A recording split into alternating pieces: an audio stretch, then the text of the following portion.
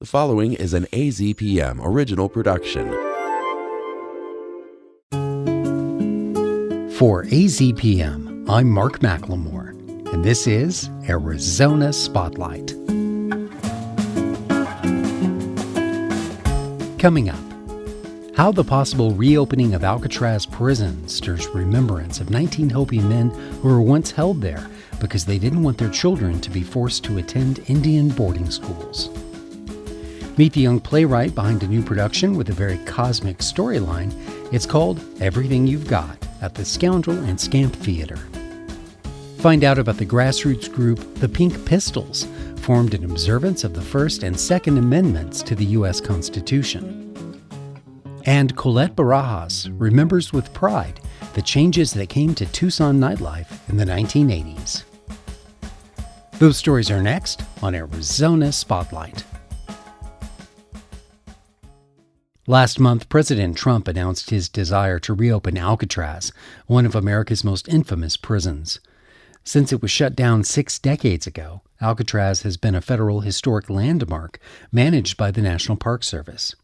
As Gabriel Pietrorazio of KJZZ reports, the 22-acre island near San Francisco has an unusual connection to the Hopi tribe of Arizona. First a pre-Civil War fort, then a military prison, this maximum security federal penitentiary housed some of the nation's most notorious inmates, from Al Capone to George Machine Gun Kelly. But Matthew Sakayastawa, a history professor at the University of Arizona, says they all had one thing in common. The federal government has always seen that island as a place to put problematic people, including a group of 19 Hopi men. Some refer to them as the Hopi 19, hailing from the Pueblo village of Oribe, perched atop Third Mesa in the high desert of northern Arizona. The Hopis were charged with sedition after refusing to let their children attend Indian boarding schools. With no due process since they were considered wards of the state, the then Commissioner of Indian Affairs sentenced the Hopi 19 to confinement and hard labor in 1895, nearly 1,000 miles away. You will encounter steep walkways, uneven surfaces, and tripping hazards on Alcatraz Island. Please watch your step. Right now, it's a park. This is a place for the public. I've taken the ferry boat trip there, less than 2 miles from the shore, and you can learn about this native history. Sikayastawa, who is Hopi, says Alcatraz Island is also a political symbol, whether that's federal government's perspective or also from indigenous people. And for President Donald Trump, Alcatraz is not only a symbol of law and order. It's a big hulk that's sitting there rusting and rotting, but it sort of represents something that's both horrible and beautiful and strong and miserable, weak. With a history glamorized for decades on the silver screen, most notably by the 1979 blockbuster Escape from Alcatraz, starring Clint Eastwood, depicting an iconic real-life prison break by inmates Frank Morris and brothers Clarence and John Anglin a year before The Rock closed in 1963. Get up, Morris. It's moving day. I said get up, Morris. Open up 109.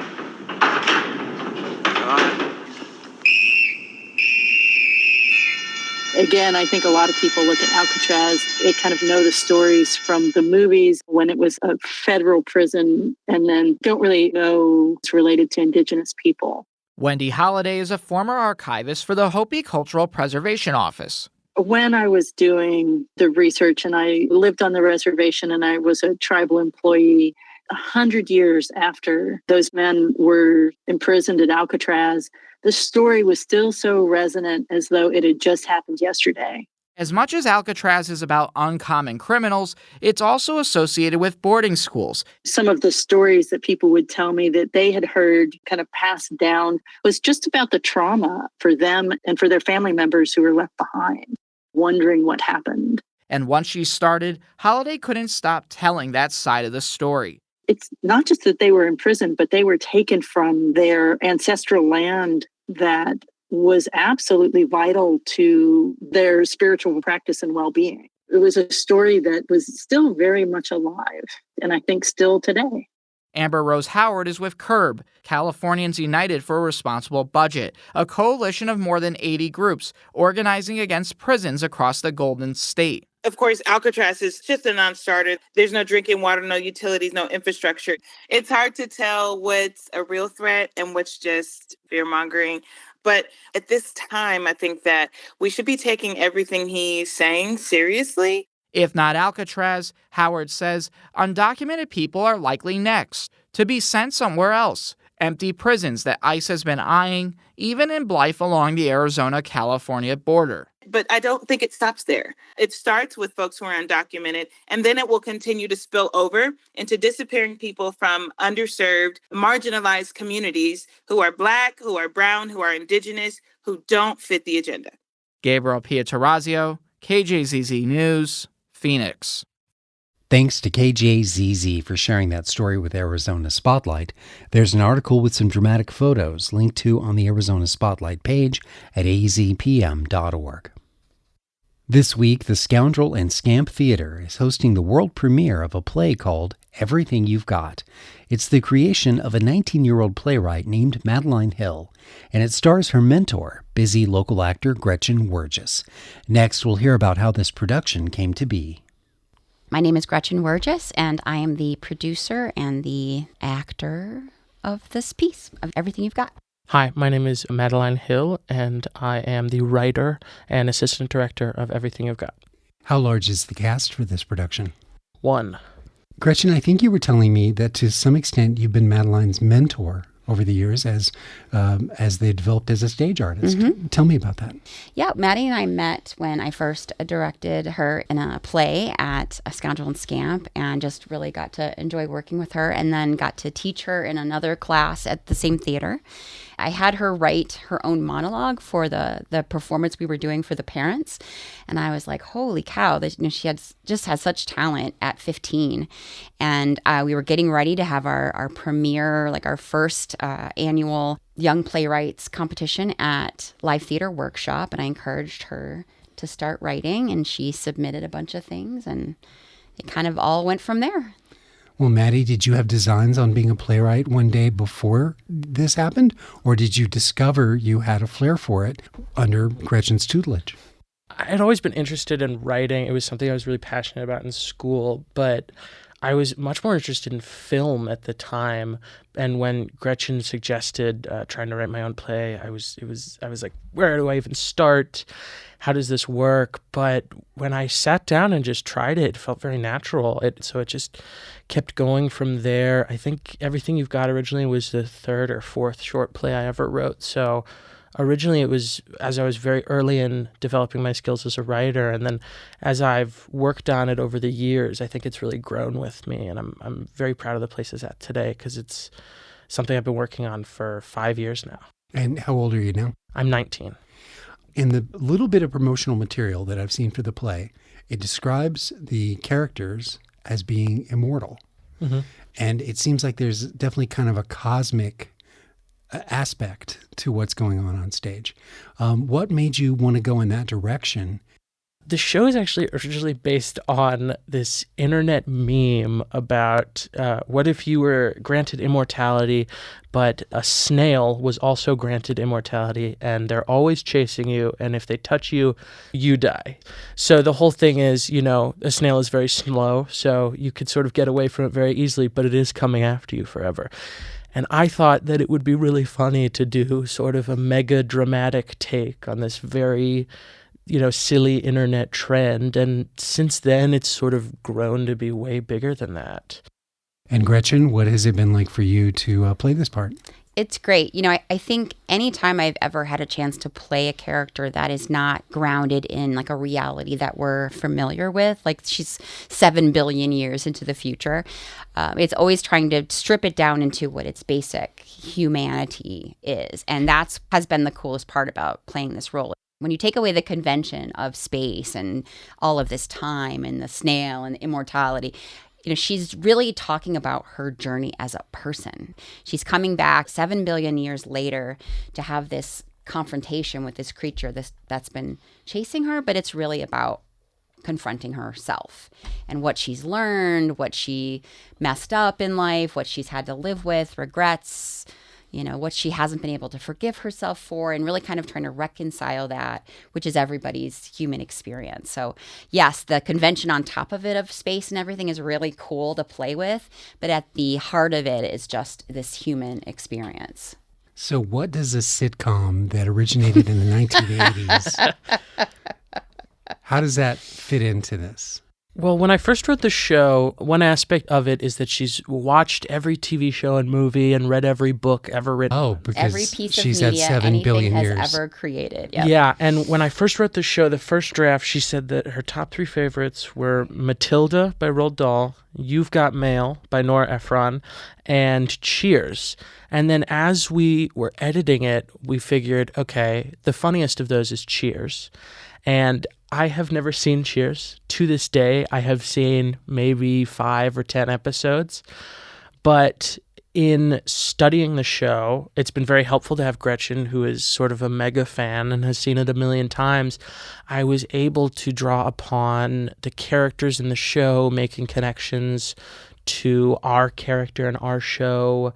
And there have been a lot of fun coincidences where I was like, oh, that storyline from Cheers works perfectly with, this moment in the play. So it's been sort of a very funny accident that this one little throwaway line in the original short has become sort of the emotional core of the entire play now.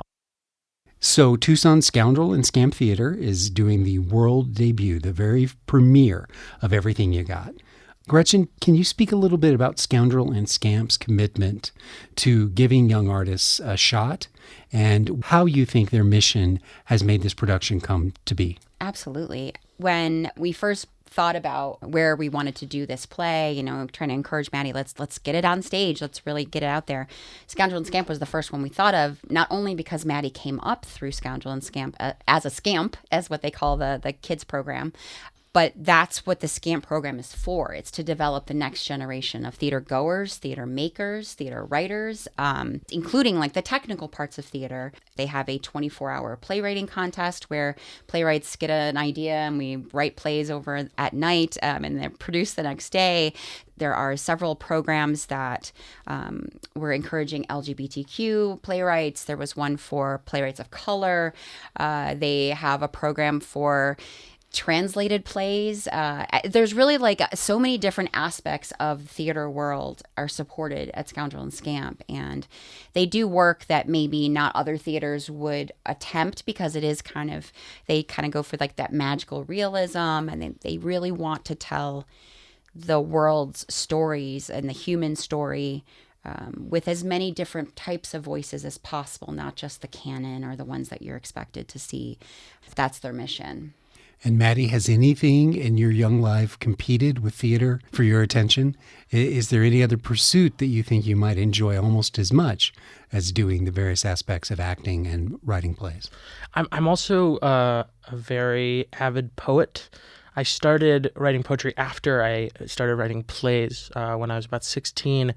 And I find that they actually inform each other a lot, especially in a play like this where it's only one character. Since it's such a long, drawn-out monologue, I feel as though some parts of her dialogue are very poetic in nature. And it's helped me a lot drawing upon my knowledge and my learning of poetry in writing such a long piece like this. And has writing for a character that is immortal, has that changed the way you maybe look at a mortal life? Well, when I first started writing this play, like I mentioned, I was 15. So when I wrote about all these, deep emotions like love and loss and things like that, I was sort of writing about what I thought feeling those things. Guessing. Yeah, what I thought those things would feel like. But as I've grown up and I felt love, I'm engaged now and I've lost people who are close to me. I feel like this show has really grown up with me and become more and more mature as I've gotten older. So as much as I've informed the play, I think the play has really informed me. An inevitable question for a playwright starting their career is, what do you think might be next? Oh, I don't know. I'm working on a lot of different little things, but a lot of my time is focused on school. I'm a sophomore at Pima, so I really just want to develop my craft and learn as much as I can about English and writing, and figuring out where to go from here has definitely been a big question. I mean, this has been my main project for the last 3 years. I am working on a bit of a musical with a close friend of mine who is also from Tucson. And who was also in the Young Playwrights. Yeah. Yeah. So I've met a lot of other great kids from there, and as we've grown into adulthood, we've all kept in touch, and a few of them are coming to see the show, so I'm very excited for that. So for people who are listening who might want to be in the audience, what can you tell them, Gretchen? Yeah, we'd love to have you. We are running June 13th through the 22nd, and will be Friday, Saturday evenings at 7:30, Sundays at 2 o'clock. You can go to scoundrelandscamp.org and check out ticket prices, or go to their Facebook page. You can find information there as well. Okay, we'll have a link on the Spotlight page at azpm.org. Thank you both for coming to the studio. It was nice to meet you. Thank you so much. Thank you so much, Mark.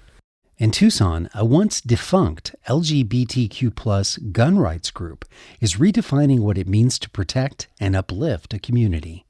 The Pink Pistols grew from one woman's Reddit post to 500 members, focused on safety, education, and the right to choose your own family. Samantha Calicut has the story. What began as one woman's desire to find a few shooting buddies has exploded into one of Tucson's most dynamic grassroots organizations. Since its revival in January, the Tucson chapter of the Pink Pistols, a national LGBTQ+ guns rights group, has grown from an idea into a 500-member strong community committed to education, empowerment, and collective safety, according to its founder, April Gendel. Pink Pistols went from this dream of maybe I can get 10 people to show up at the tea house to having over 500 people in the group now. Originally founded in 2000, Pink Pistols encourages LGBTQ+ individuals to arm themselves for self-defense in a world where queer communities are increasingly targeted. The Tucson chapter was defunct since 2013 until Gendel and two co-founders, Sammy Bargau and Kate Brown, reactivated it earlier this year. Their first meeting was in February. By spring, it was clear. This wasn't just a club, it was a community.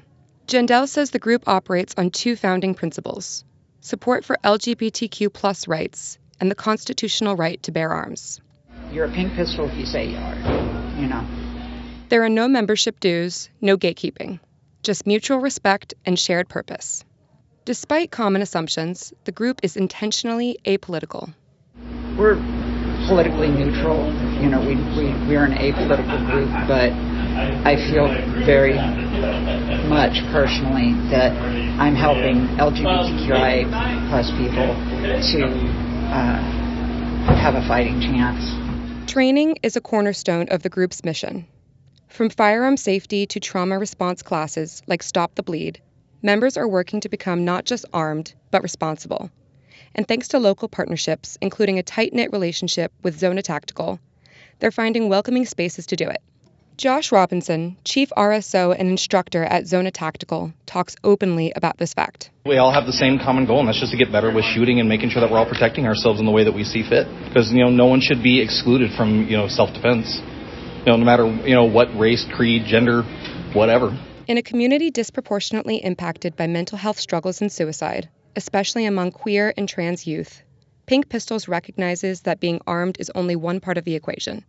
Case Kenny, the chapter's director of digital community and safety, references a nonprofit that connects gun owners to anonymous mental health services. There's actually an organization called Walk the Talk America that a lot of dealers are starting to partner with that provide mental health services or connections to mental health service providers that are anonymous for people who are concerned that their mental health issues may lead to them losing the right to bear arms or things like that. The group doesn't offer formal therapy, but Kitty Garden, the group's director of people, says the group's support system is tangible. If someone's in crisis, it's not uncommon for them to hand over their gun to a friend for safekeeping. Literally, I think the start and end of what a community is we show up for each other and we help each other out through both the light side and the downside. Yeah. Garden, who helped develop the chapter's code of conduct, emphasizes care as much as preparedness. Part of our code of conduct, one of the first statement is about how we respect all life. and we need to show her respect. And so that includes our lives. Pink Pistols Tucson is grassroots at its core. Funded through raffles, supported by queer-friendly and allied businesses, and driven by volunteers. Members bring everything from legal expertise to design skills, helping create member handbooks, branded merchandise, and even a quirky mascot, Cassidy the Cactus. Tucson's Pink Pistols is creating something rare, a gun community rooted in inclusion, empathy, and joy. Whether it's movie nights, shared meals, or crock-pot dinners after the range, the group embodies a powerful blend of preparedness and connection. In Tucson, everyone means queer, trans, cis, allies, left-leaning, conservative, and everyone in between. For Arizona Spotlight, I'm Samantha Calicut. One mission of Special Collections at the University of Arizona Libraries is to collect and preserve the stories of Tucsonans. Next, we'll hear some remembrances about queer nightlife in Tucson in the 1980s. The storyteller is Colette Barajas, the former proprietor of one of the first lesbian bars in Tucson. Its slogan was, "A woman's bar where everyone is welcome."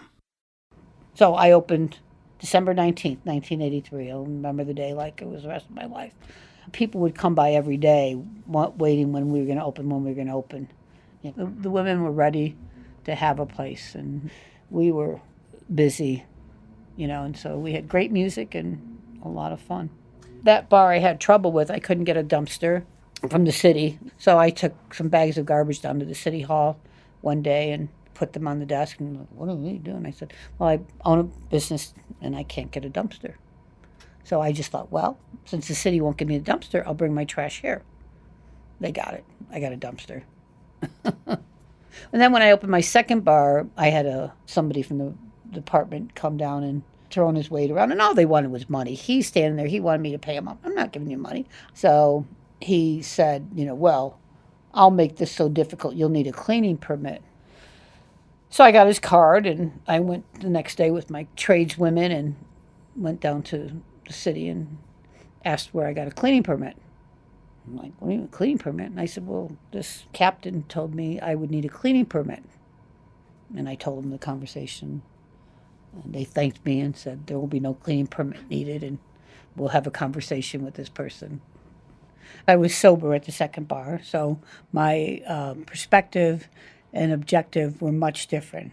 I mean, the first one was anger. I couldn't get into the boys' bars. But the second bar, I had a whole different awareness about what I wanted to do. Because one, I felt I'd let the women's community down with my drinking and drugging. And so I went back to say, okay, my goal was really for education, safety, and to help, however I could with raising money in the community. Most of the bars were in back alleys, hidden for safety reasons. So I thought, I am not going to hide. So I found the biggest sign on Speedway, a very large venue. So I really used that marquee because it was right on Speedway on the way downtown. And so people would see it, Happy Gay Pride, whatever. And then also I'd have a lot of the big bands that were in Tucson at the time, I'd have them play in my club because it would also, their following, then they would come and then they would see what was happening. So it was really a place of connecting people. Back in the 80s, even prior to that, when people were moving or visiting a town, bars knew what was happening. So our phone rang more about, was it a safe place to move? What's the faith community like? Is it safe for gay people to have kids? Will our children be safe? I used to have a special night once a year because I thought, I wonder what these kids must think. They hear their mom, we're going to Colette's. Are they scared? Or do they wonder what it is? So I decided at the second Colette's that I was going to have a kids' night right around Christmas and have Santa Claus. And they would sing Christmas carols on my stage. And we'd have pool tables, all the pinball machines and everything they could play. And it was 3 hours for them to come in, have hot chocolate cookies, dance, and the bar was theirs. And it was powerful. I mean, teenagers didn't want to be there. And so many of the kids were afraid they'd see other kids from school. And I said, but then their parents are gay. And they could see that where their moms went was a safe place. There was nothing wrong with it. There was nothing creepy about it. It was an environment where they were comfortable and they could be themselves. The storyteller was Colette Barajas, recorded and produced by Angus Anderson for Archive Tucson, an oral history project of special collections at the University of Arizona Libraries. You can find more stories at archivetucson.com. Thank you for listening to Arizona Spotlight. This show is a production of AZPM. The production engineer is Jim Blackwood. Production assistance by Zoe Giuliano. I'm producer and host Mark McLemore. AZPM podcasts are made possible in part by donations from listeners like you. Learn more at support.azpm.org. Thank you.